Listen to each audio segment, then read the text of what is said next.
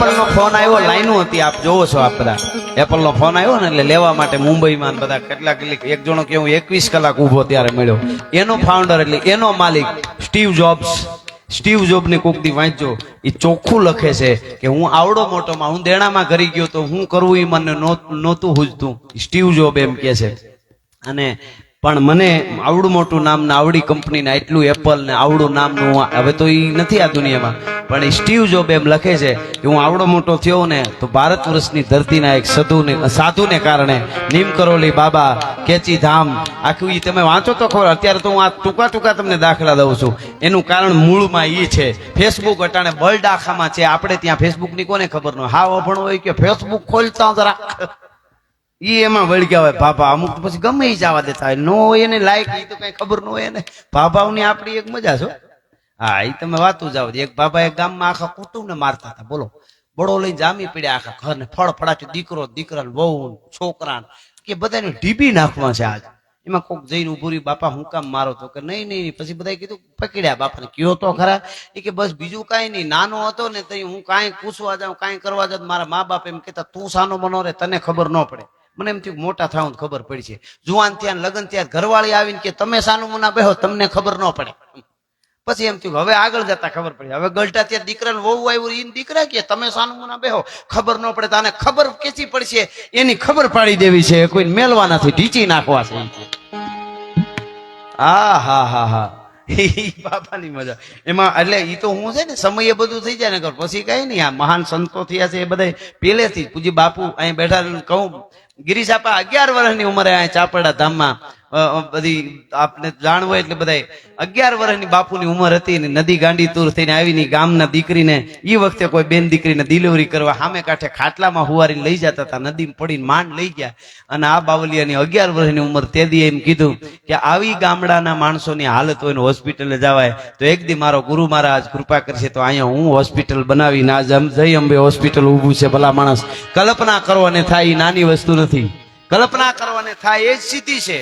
ગુરુની પરંપરાએ હાલી, માતાજીની પરંપરાએ આપણે હાલી એટલે ઈ કાયમના માટે લાજ રાખે છે. કિત દિલી કિત આગરો કિત સરાડો સપેર હાથ હુણી જે રાજભાઈ આવે એતાપે હોહો હાથ દિયા અને આઈ જો આવતના તો ભલે ભલે ભૂવણે તને વાતે વંચાવત નાય.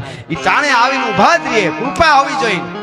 કૃપા વગર દજાળા ધામ ભરત બાપુ બહુ સરસ બાપુ વાત કરી કે જયારે ગજેન્દ્ર મોક્ષની જે ભાગવતમાં જે વાત આવે છે આપા ભરત બાપુની કરેલી વાત બહુ સરસ.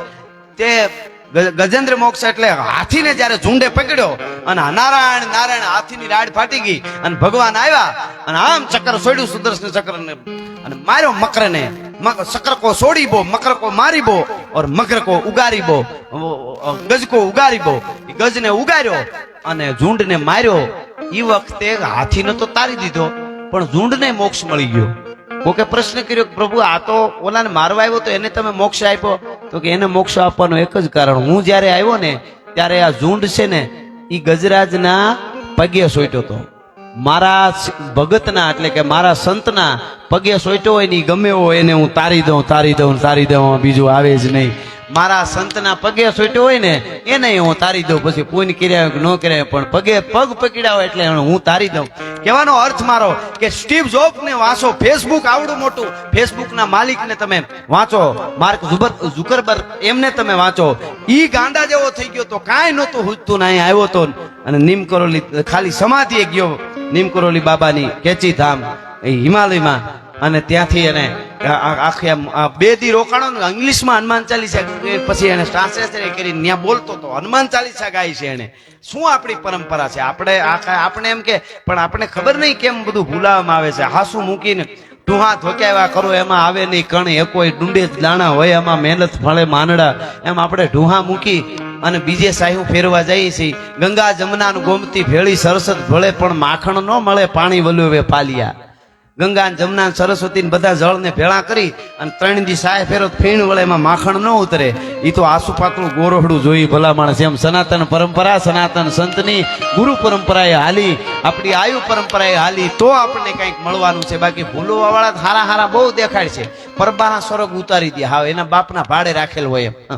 સીધા પ્લેન ઉતારી દે કે અહીંયાથી સીધું હળું કરતો ઉતાર લેન્ડિંગ થાય ગમે એમ ન થાય એ તો જેમ થતું હોય એમ થાય એટલે સ્ટીવ જોબ ને કોક દીક જોવો તો ઈ સાધુ પરંપરા એવી તો કેટલી વાતો છે આ તો આવા દાખલા અહીંયા તો ઘણા છે પણ આપણે શું અંગ્રેજો કહે તો બરોબર એમ ઈ બાજુથી આવેલું હોય ને કાંઈ પણ આજે તમે કોક દીક વૈજનાથ જાવ ને મધ્યપ્રદેશમાં આગળ પાસે વૈજનાથ મંદિર છે મહાદેવનું ત્યાં આજ પણ એક તકતી મંદિરમાં મારેલી છે 1883 માં શિવનું મંદિર બનાવેલું છે અંગ્રેજે હા કર્નલ માર્ટિને આખી વાત આ તો યાદ આવી માનું ગીત ગાતા ગાતા સોનબાઈમાં અમારા ક્રાંતિકારી જોગમાયા એટલે મને આ વચ્ચે વાત એટલે આવા પુરાવા દઈ તો ખબર પડે એમ ઘણા એમ કે ને એકચ્યુઅલી ભગવાન ક્યાંય હોય નહીં આપણે કઈ ભગવાન જગાડે ભગવાન હુવારે ભગવાન ભૂખ લગાડે ભગવાન પચાવે એક જણ કે એકચ્યુઅલી ભગવાન ન જગાડે તો અલાર્મ મૂકીને જાગી શકાય છે હવે એને બહુ સમજાવવાની કોશિશ ન કરવી જેને જલારામ નથી જગાડી શકાય એને અલાર્મ કોઈ દી જગાડવાનો છે જ નહીં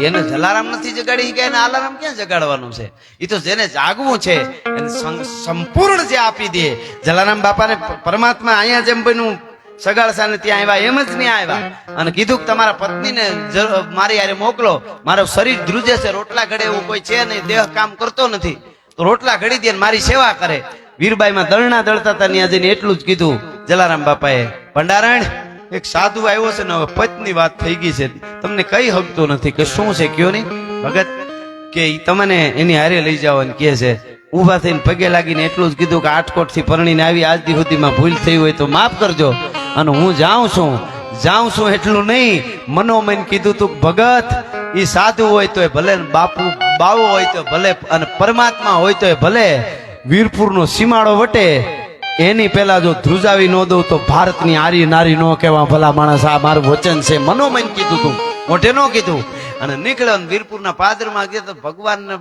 ઉપરથી માકારા થવા માંડ્યા ઇન્દ્ર મીંડ્યા કેવા ભ્રમાન નીકળી જા જો એને સતી હંસો એને ખબર પડી ગઈ ને તો નાનો બાળક બનાવી દે એની પેલા નીકળી જા અને જોડીને દંડીઓ દઈને પરમાત્મા ગયા આપ જાણો છો હતાધારમાં નગારા મીડ્યા હતા તેથી વાગવા ધણનાટ્યું બોલવા માંડીને આપા ગીગા દાંત કાઢતા હતા કોઈ કીધું કે આ બધું શું છે તો કે વીરપુરમાં જોગી જલિયાણે મોતીડું ફોરવી લીધું છે આ બીજ કે જગુ કે મોતી ફ્રોઈ લે તો ફ્રોઈ લે